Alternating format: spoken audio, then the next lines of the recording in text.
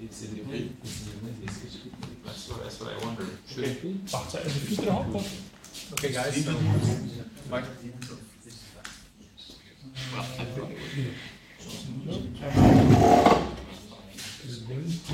De fiets is niet op.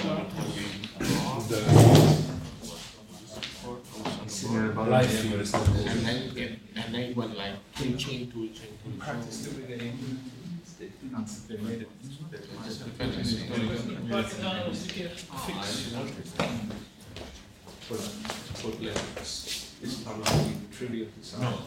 yeah, back. Yeah. Okay, no.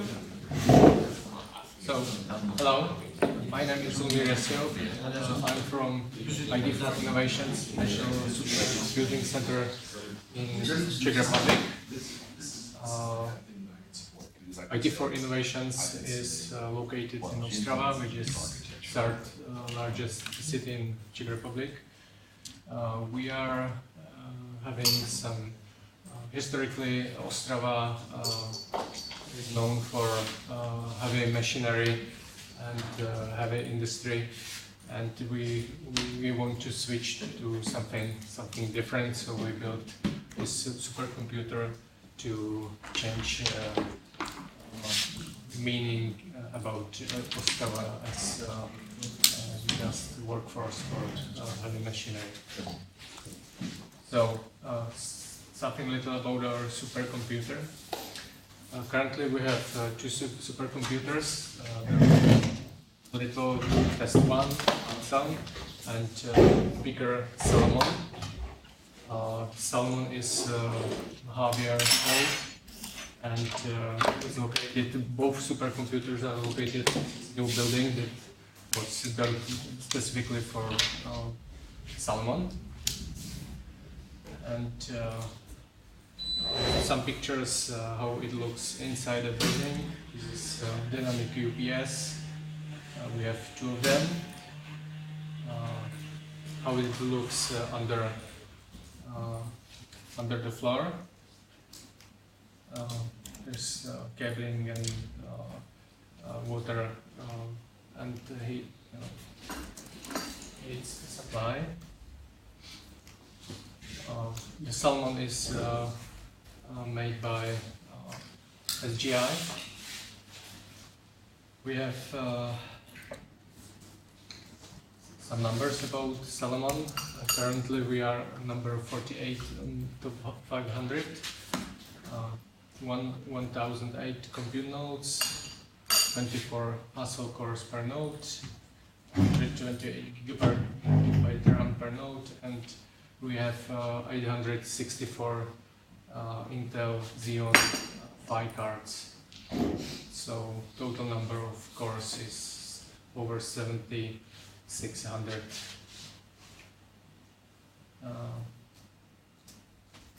Why? What did we use before EasyBuild, and we are currently still using for old small supercomputer on some. We were using some shell scripts called P scripts. Basically, it was just a shell script that contains installation procedure for current software.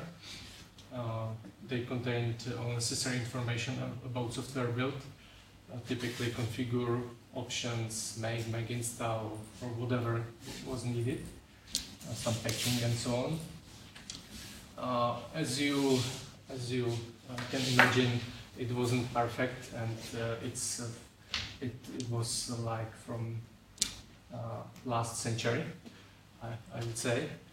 And so when I came to IT4Innovations and I first had to install some software, I was thinking, can we do better? And because some colleague told me about EasyBuild, and he heard about it on supercomputing, I guess. So I looked at EasyBuild and start deploying on supercomputer. this also took care of module files. Okay. Yeah. So here's your answer to your question. We had to create module files manually with these scripts. So this was horrible, and I don't like it. We didn't capture OS dependencies that were installed before these scripts were started. Logging of installation procedure isn't perfect, and it's not always repeatable. For example, problem was with patching. You have source code unpacked, and in case that it's already patched, you cannot patch it for the second time. It fails. So a lot of issues, and it's as I said, something like from last century. So why do we use EasyBuild? Because it's repeatable. It do automatic module creation. In ideal case, it tracks all dependencies, and it got responsive community. It's actively developed. New features are adding on regular basis, and much more reasons. Personally, for me, when I need something to modify in EasyBuild, I was impressed how easily I can do some modification. Yeah, so it was a matter of ask in community how to do it, and then in half an hour I had a solution.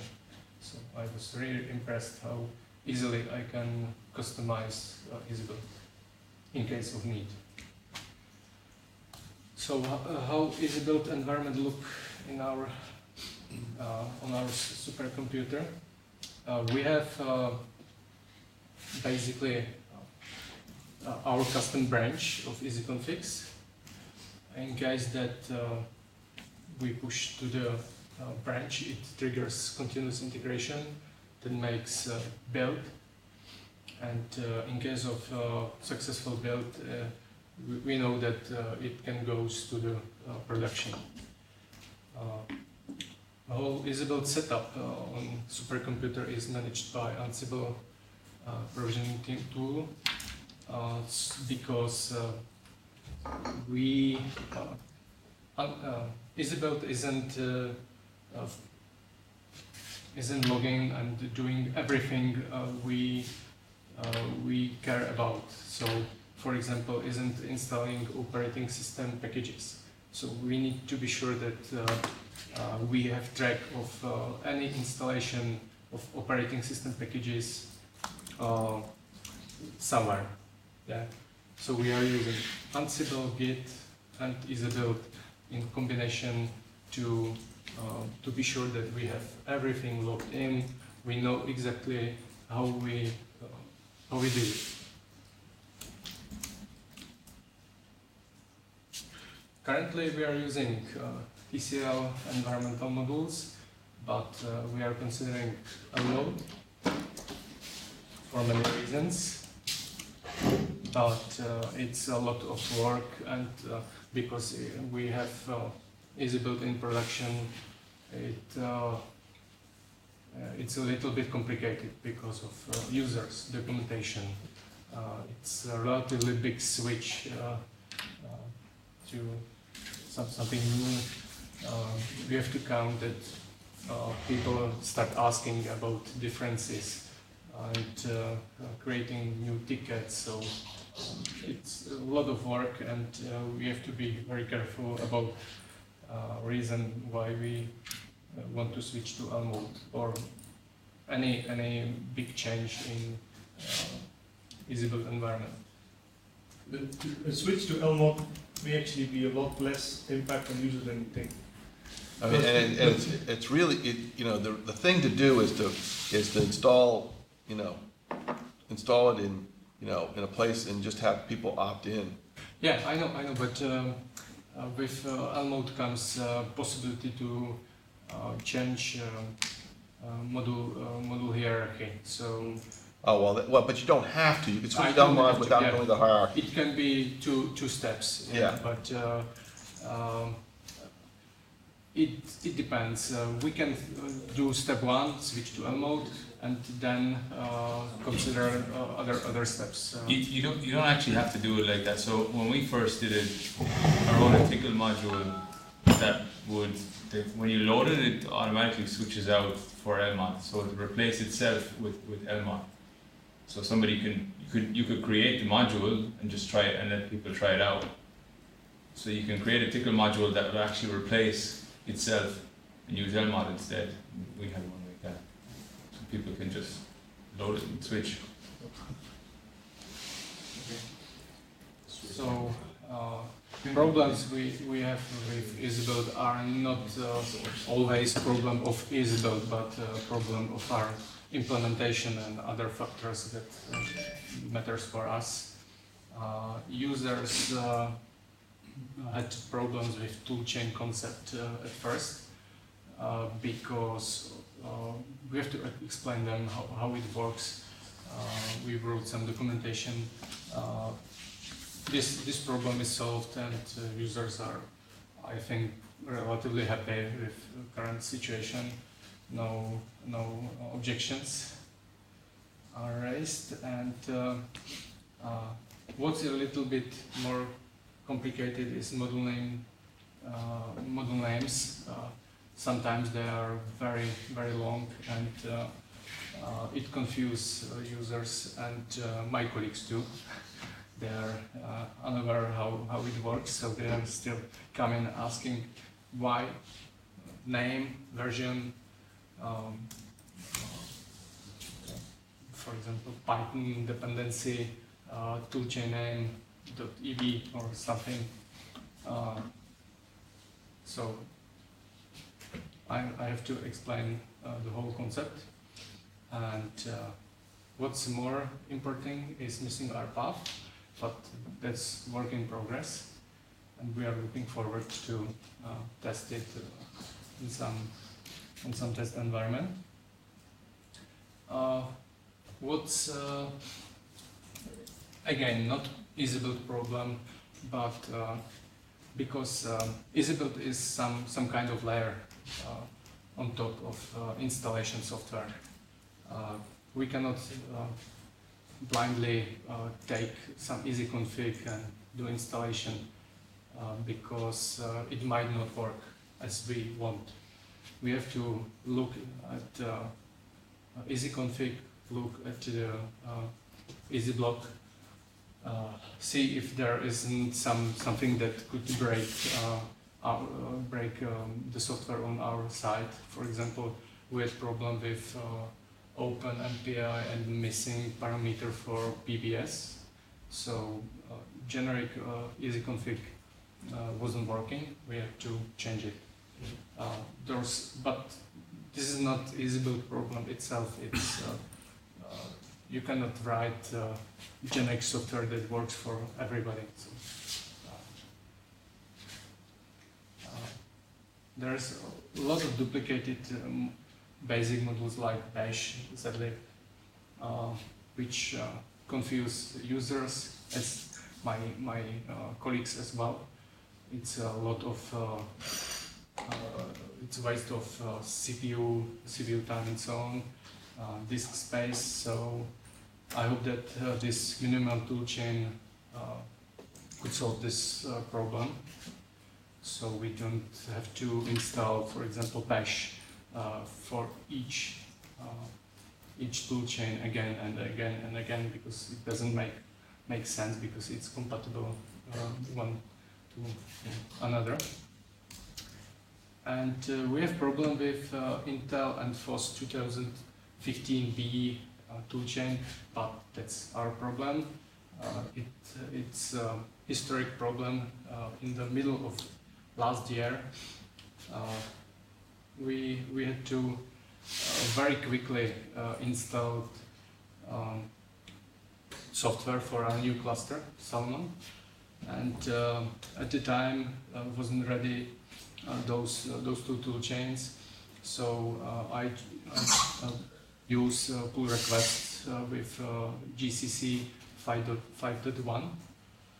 And what warned me that there might be change in the GCC version, but at the time I had no choice but I had to do something, and very quickly. So I choose this Intel Enforce 2015B with GCC 5.1. And it was changed in the final release to 4.9.3 or 4.9.2. So right now we have broken compatibility with upstream, and luckily right now there is 2016 8, so we can deprecate those two chains and recompile everything with 2016. So I'm looking forward to go back to upstream compatibility.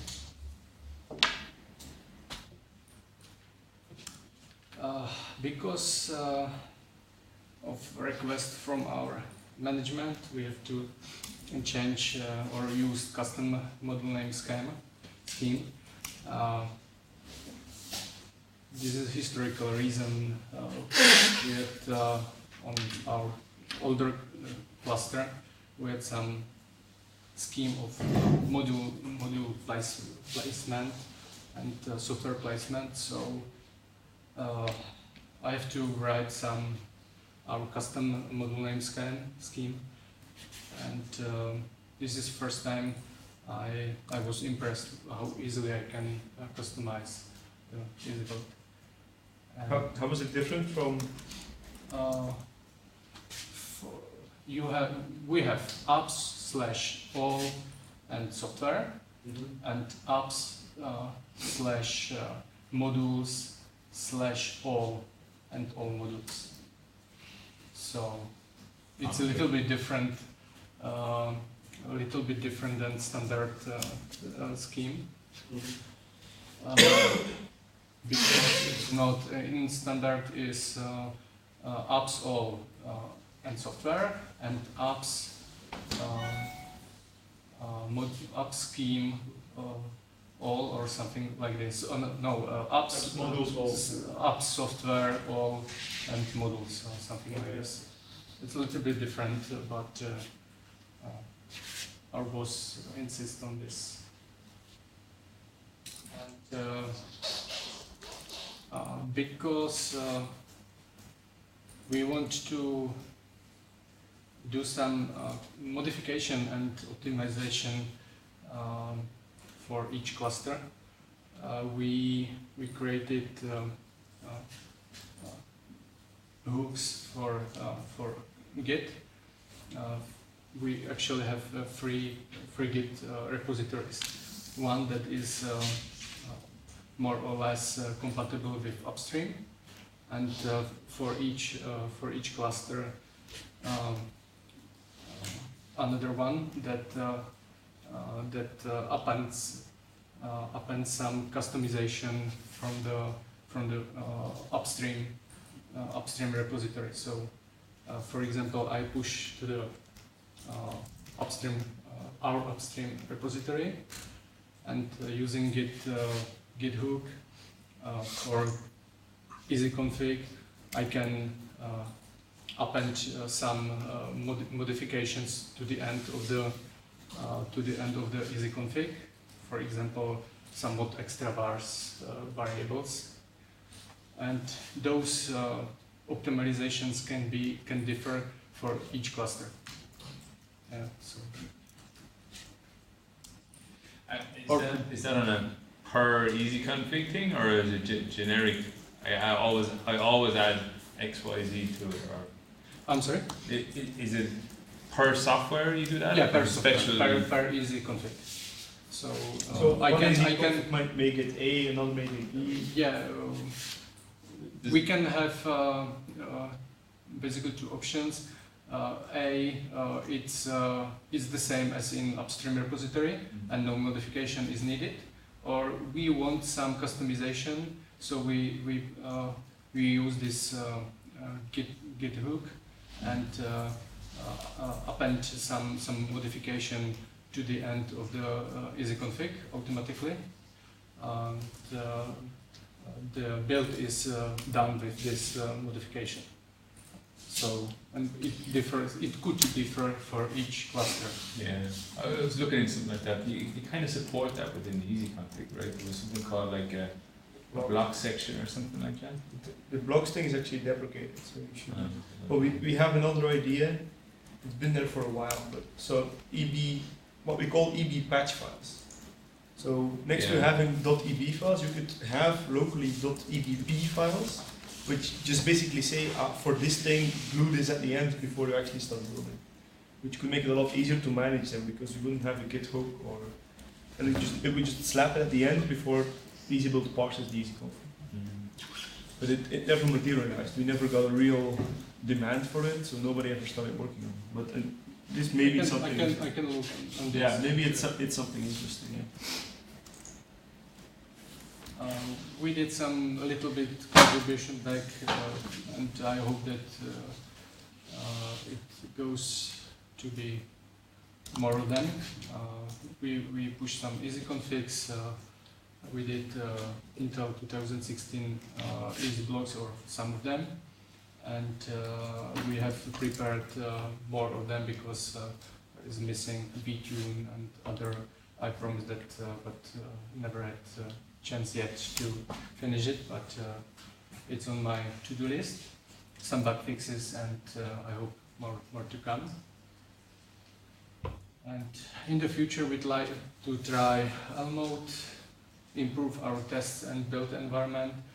Definitely, I will write down some notes from this meeting and try to implement some features that I heard about here into our environment. And as I talk with some of you, I'd like to prepare some benchmarking tool for end users so they can easily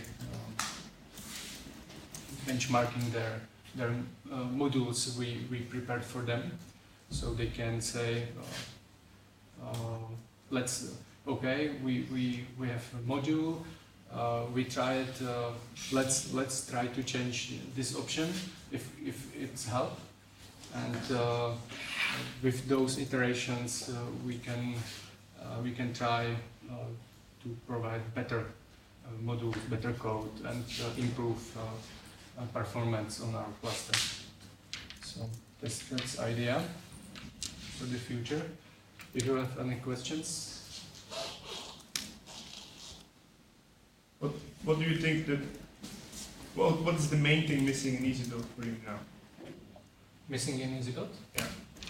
The biggest feature that you would like? RPath, probably. But in other thing, maybe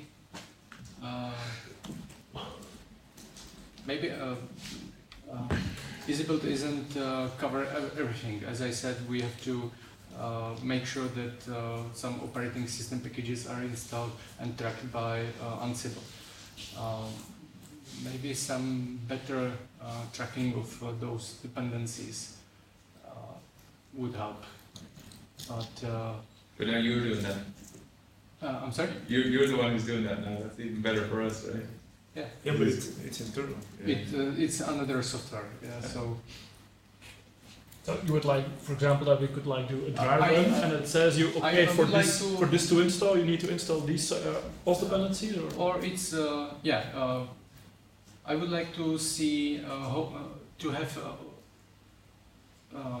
control of everything. Yeah, to be sure that to be able to install this software, I had to install this module, and this operating system packages. Yeah, our sysadmins asked for this as well. When they asked us to tell them what packages do you need on the system.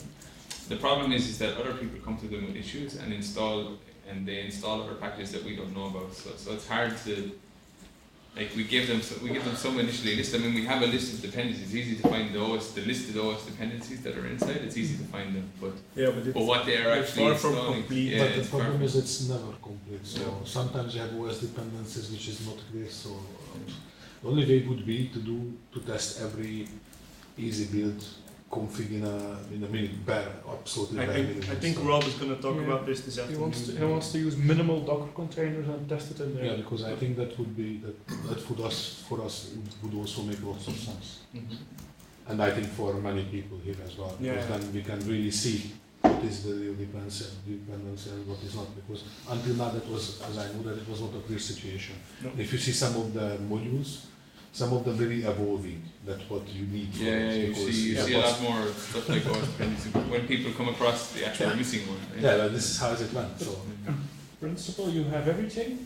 You could just go run through it and run LDD on every binary and LD library and you can filter adjust out the standard stuff. But some things is going to be linked statically. Sometimes it needs header files, and you can't really tell afterwards. Yes, And so That's true. the only way to know is to put it in some kind of box, jail, minimal Docker container, whatever you want to do, and just see the build. But again, that's the problem. So, for example, when I'm installing something which is really close to the hardware, which needs drivers, anyway, you must have to run those drivers. For example, InfiniBand. Yeah. But for example, if you do OpenMPI, it will be whatever you do. So, and then that's my problem because I shared between two clusters the same software stack, and there in the two clusters use different InfiniBand networks, and then I had to make it sure that both of them includes. Or you can do the general one, but it's relatively slower. So I had to make sure that both InfiniBand network driver knows about OpenMPI, and it's also both on the clusters, both of the drivers. So I mean, sometimes it's hard to figure out. So this you will be able to get rid of for sure. Or this is what the same I was thinking about. When you have, for example, a GPU or something like that, you cannot get rid of the driver. This is true for the Xeon files or the co-processors as well, or true for any kind of. We already have support to specify options, right? For OS dependencies, you can say this or this has to be available. Yeah. So as long as the easy configs are complete and you know what has to be there, you can add the options. And then if one of them is there, it should be okay. I'm just saying that right now we have to figure out. So. It's far from that. And then that is the truth. For example, if you see the OS dependency with OpenMPI, you cannot put, for example, InfiniBand as an OS dependency because you might not have InfiniBand. So that's also again, but that's hopefully. But that would be the patching thing. Right? You could patch that out for your site. Yeah. And then what I would like to say, if you speak about it, what I'm missing, and I'm always for it, but I wanted to see for a month. That I think now we carry all the EasyBuild files. So if you build something, you carry the logs and the EasyBuild files with the software stack. Why don't we carry the patch as well? It would be nice.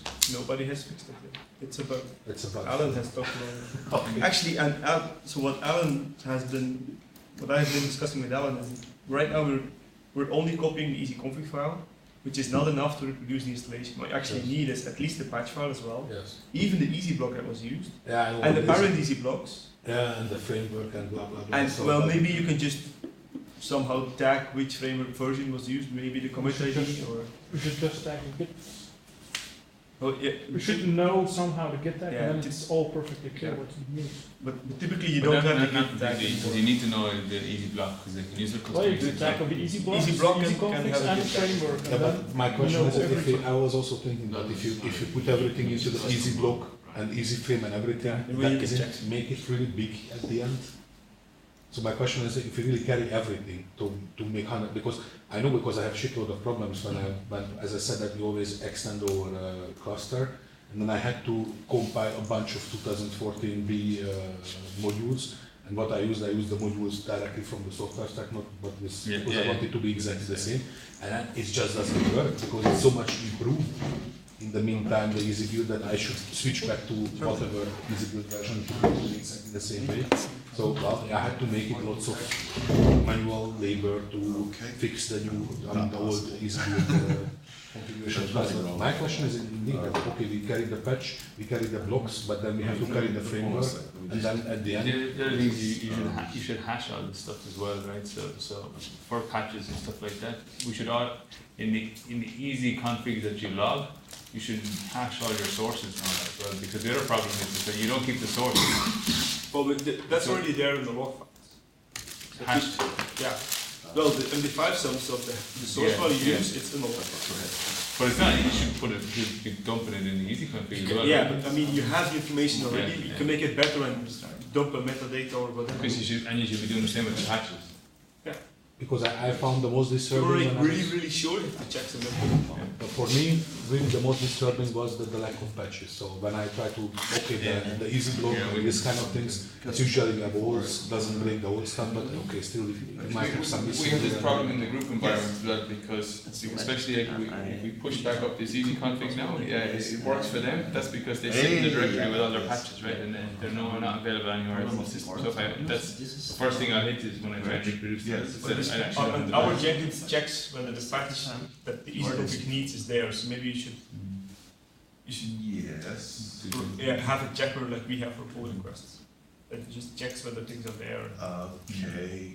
And you can add the checksum of the patch in the easy config file as well. I think what I It does need support that. is It has to have that first checksum. line. Can you get me That can check. this first line, and the module this? Can you take this, the numbers, can you give me that on one page so I can